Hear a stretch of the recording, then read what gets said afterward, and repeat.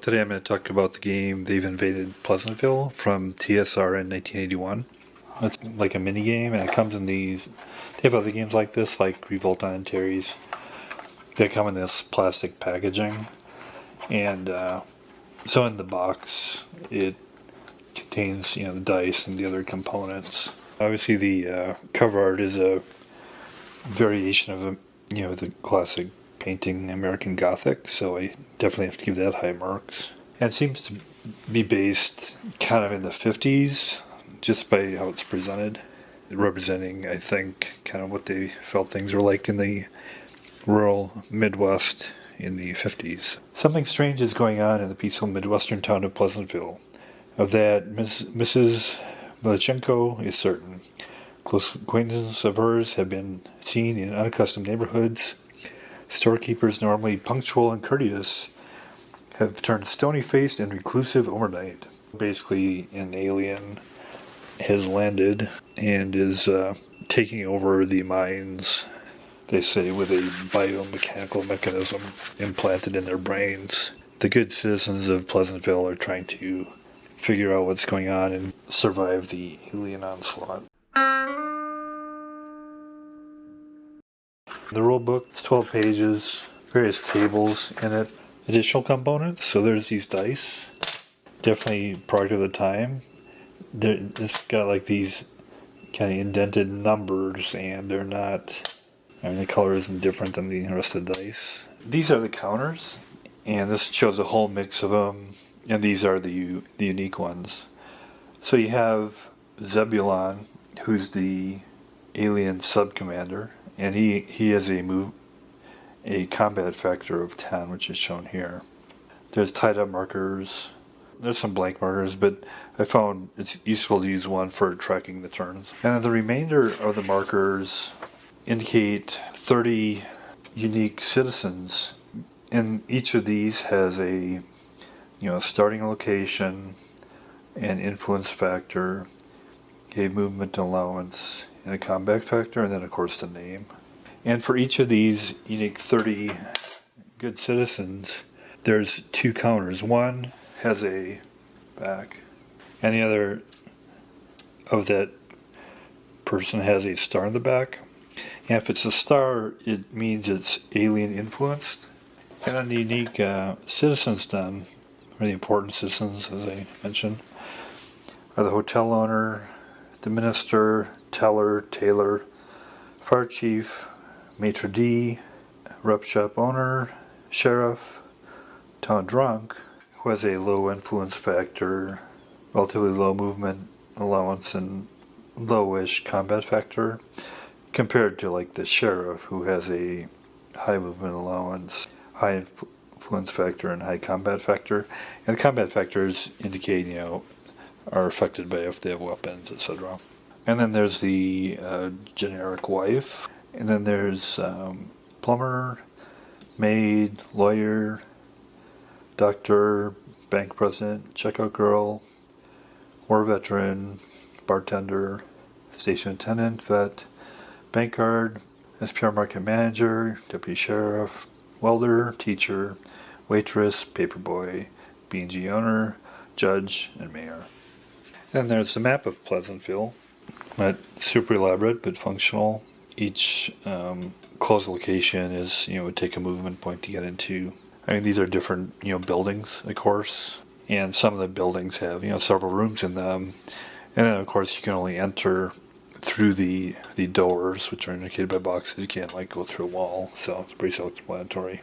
And in the street, you have your bar and grill, house 8, machine shop, a couple other houses, sheriff, fire department, town hall, house, clothing store, VFW, school, houses, tavern, vet's office, gas pumps, general store, bank, clothing store, mall, supermarket, doc's office, houses, lawyer's office, hotel and restaurant, church, graveyard, train station, stock bin.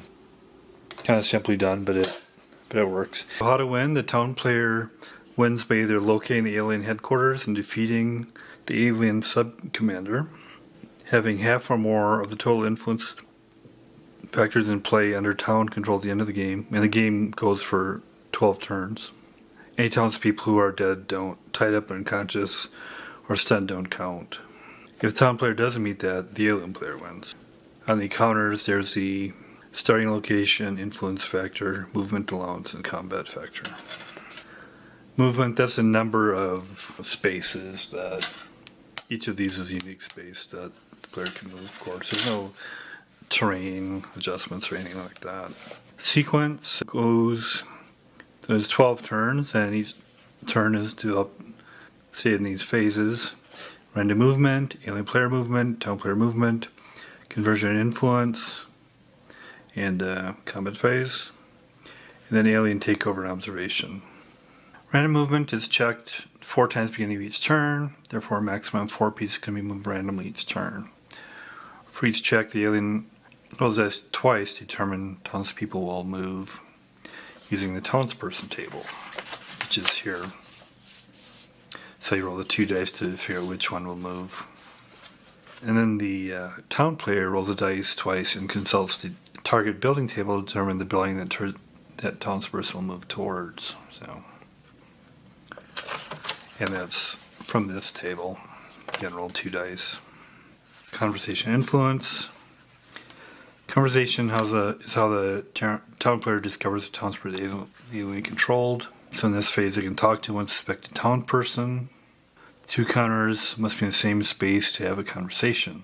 To have a conversation, the town player tells the alien player which counters are having the conversation, rolls 2 dice, and roll 9 or better, including modifiers. The town player may turn the suspected counter over to see if it is alien controlled.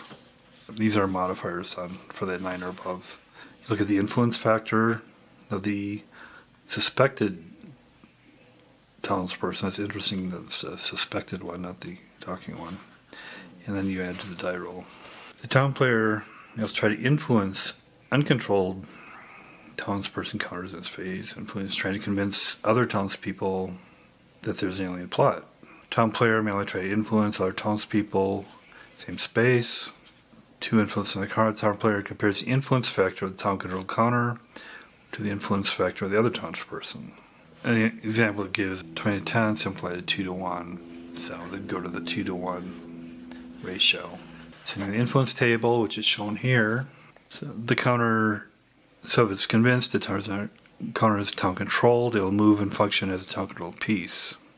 Combat procedure, combat factors, the counters involved compared to one another, arriving at a plus differential for the players. Counters a player. Greatest number of combat factors is always called the attacker. Difference in combat factors determines which column in the combat results table, which is here. Then the town loss table, 2 to 4 it's killed, removed from play, 5 6 knocked out, flip it over it's unconscious, stun. Post combat for the town player only.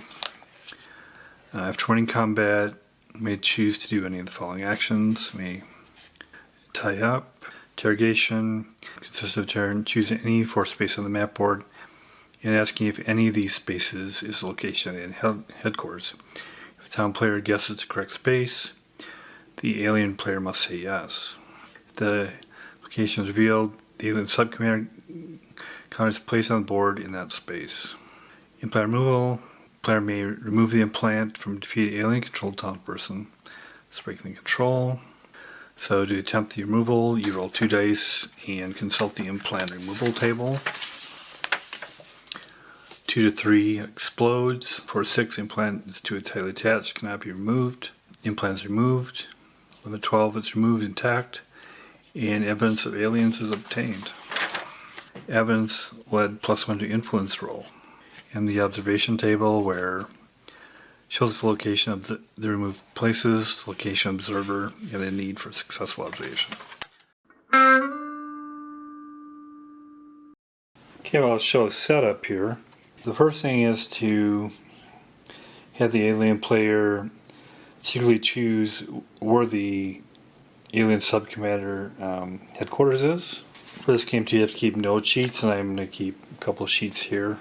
Obviously, since it's a 2-player game, the 2 players would hide each other notes from each other, but since I'm just attempting to do it myself, I'll show it here. Aliens and townspeople. So the aliens, the headquarters will be in House 2, which is right here. Second, the town player rolls a dice to determine which townsperson begins with under his or her control. So I got 1 for the bank president. Then the alien player secretly rolls the dice twice on the townsperson table to see which townsperson begins the game under alien control. A 4 and a 5 for the bartender. So the bartender is under control. And then you basically put all the counters on the board where it's indicated by their location marker. And you can't have multiple counters on one area. And then you have the freedom to within a building that has several areas to put it where you want in there. The plumber, the repair shop owner, and welder all start in the machine shop area here. Put them there. In the bar and grill, there's the bar and grill owner and the waitress. Train station, there's a war veteran. In the sheriff and fire department, there's the sheriff, deputy sheriff, fire chief. Town hall, there's a judge. Hotel and restaurant, maid, hotel owner, maitre d', church minister, of course. And in this house is the paper boy. The tailor is in the clothing store, of course. The teacher is in the school. So for each of these, there's the marker, and so you only put on the board the ones that don't have the star in the back. So in the bank, there's the bank guard, bank president, teller, doc's office, doctor, lawyer's office, lawyer, of course. And then there's the wife in house A. In the tavern, of course, you have the infamous town drunk and the bartender, who is probably not infamous, and the vet's office, you have the vet. And then in the general store, the mayor happens to be there, and you have the station attendant in the gas pump. In the supermarket, you have the supermarket manager and the checkout girl. So you place those, and then if you have 2 players, the townsperson player retreats and doesn't look for a bit, and you put the control marker indicator for the alien controlled, and so that's the only alien controlled one is the bartender right now. All the rest aren't controlled. So he's on the board, and then the alien would take these. Zebulon is placed here for now, the alien sub-commander. And for the turn marker, there's 12 turns. I'm just going to use a blank marker and progress that along these to indicate the turns. I think that's a handy thing to do. So let's set up. Let's go through a turn of play here and kind of show how it goes. So current situation, I've completed turn 4, about to start turn 5. The townsperson has been able to, from influencing, he currently has under his control the bank president, teller, so we're here, bank guard, is up here. He conversed with the judge, but he wasn't able to influence him. So, and the hotel owner is also under control right here. So under alien control is the bartender, the vet, the station attendant, the town drunk, the teacher, and the war veteran. First of all, we do the random movement. So we check 4 times.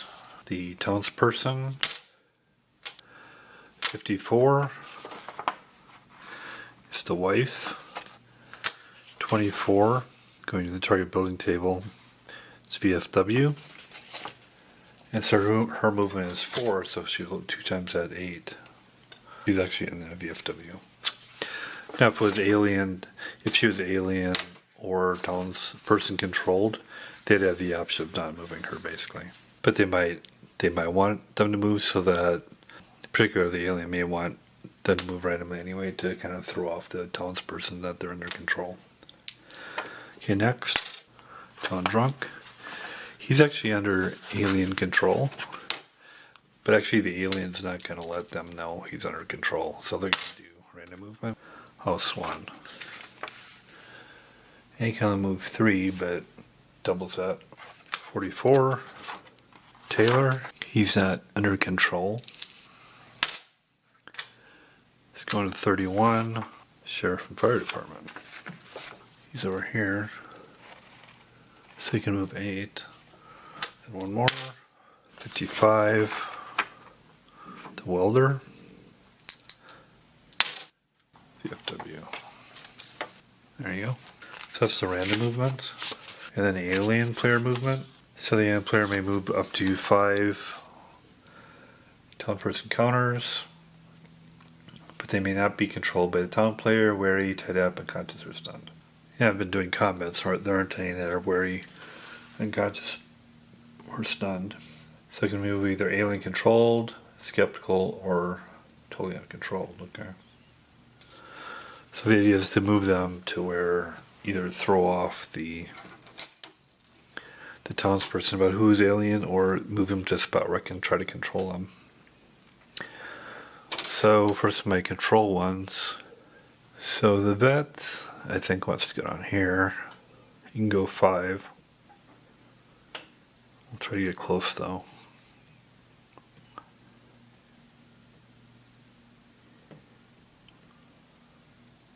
And just to kind of make it a little bit confusing for them, I'll move the town drunk. And then I'll move under control of the station attendant. I like him where he is because he's going to try to get the mayor, so he's going to stay there. So I got 2 more. Since I moved the town drunk to some of them off, I think I can stick with the ones I have under control now. So I'll do the teachers. There's a lot going on here, so they'll go down here and here by the judge and the bank president. And the war veteran can move 4 and go over here by the B&G owner. Okay. Then the town player movement.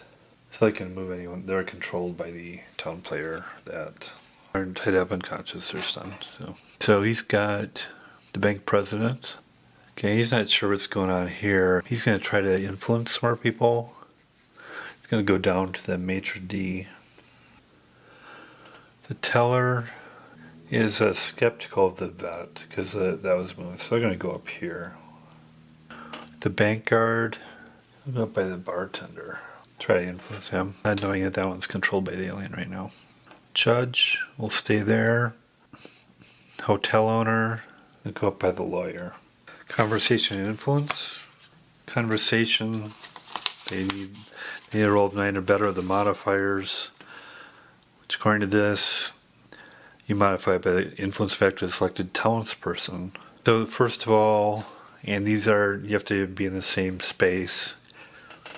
So look at the bank president with a maitre d'. Maitre d' is 9. It gets a +1. No, he wasn't able to see. Look next at where I have a spot there. The teller is with the vet.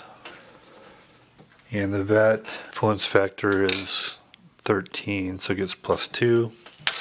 So 8 + 2, 10. He's able to see if it is, he discovers that, or he or she discovers that it is influenced. So it's good to know.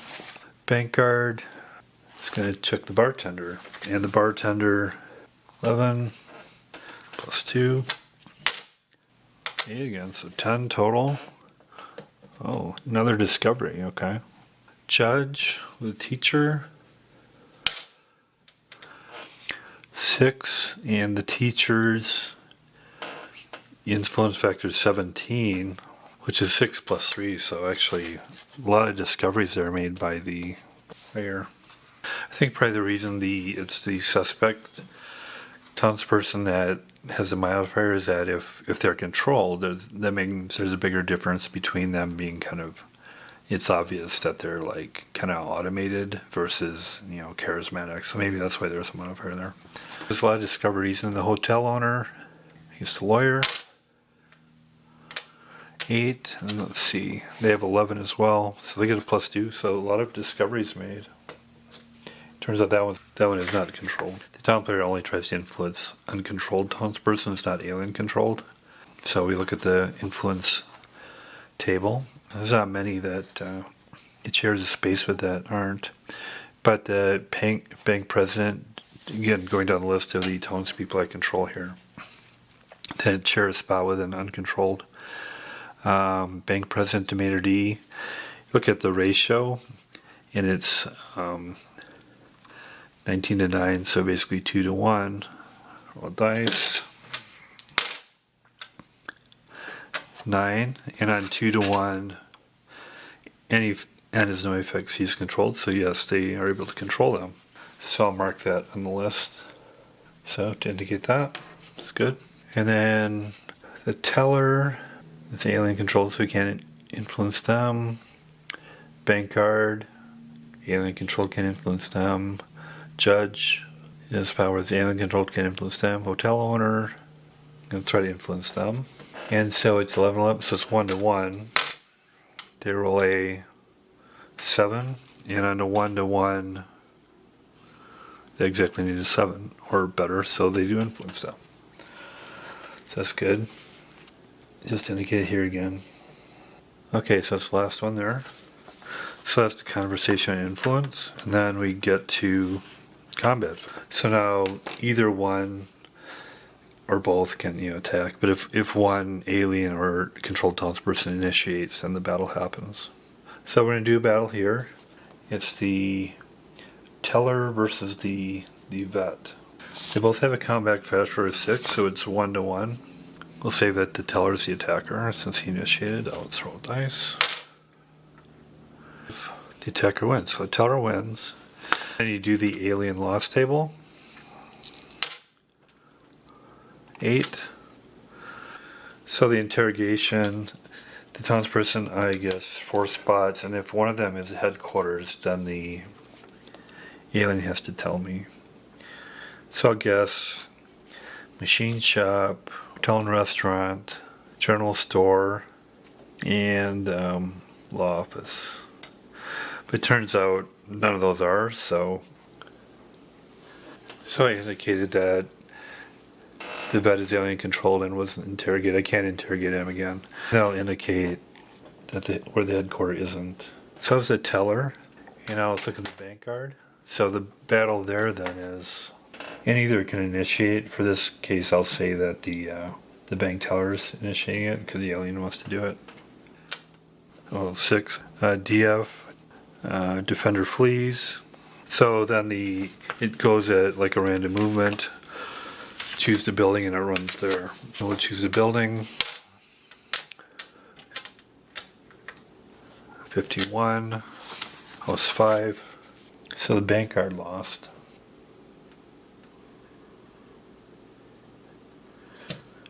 Okay. And I should make a note of the ones that I learned are alien controlled too. And then the judge will attack the teacher. Teacher surprisingly is a 17 and judge has 11, so it's a little bit of rounding, but it's about 1 to 1. So the judge is the attacker. 5. Defender wins. That means there's a town loss. Then since he's the town, so go to town loss table. 7. Stunned. Counter must be treated one space by a town player until the end the counter be moved. Be influenced, be taken over. Okay, so he retreats and we turn it over to indicate it's stunned. Lastly, the hotel owner. The hotel owner will go against the lawyer because the town person suspects the lawyer. He doesn't have evidence, but he suspects that the lawyer is alien controlled, but it turns out that it's not. And because of that, the town person automatically wins, although it's kind of a Pyrrhic victory. So, and then you automatically go to the town loss table. Since it automatically loss, 6, knocked out. So it's knocked out for a turn. Now let's see if there's any other battles we can do. Those are ones that are initiated by their spaces where either a townsperson was with the alien or townsperson attacked another one that he thought was an alien. Then go to the alien, see if there's other spots. So in this spot, station attendant mayor, he's not going to do any attacking. He's going to do controlling. So we're going to stop the combat phase, and then we'll do the alien takeover and observation. The alien may take over uncontrolled townspeople. So the alien player may remove from the map any group of 2 counters in the same space, neither of which are controlled by a towns player. He's going to take, he wants to take this one over, but it turns out the teller is controlled by a townsperson, so we can't do that one. The station attendant, so we can take these off. Or the mayor, the mayor isn't controlled, so he takes, so they're both controlled now. And then we see if there's an observation of that, because if there's units within 3, there's a chance that they'll be observed. If the pieces are inside the building and the observer's outside, there's no observation possible. If the location is outdoors and the observer is, I guess it can be inside the building, because I guess there's windows. 1 and 2. So these are both 2 away. So I'll roll the dice. 5. No. 6. No. So neither of them observed that happening.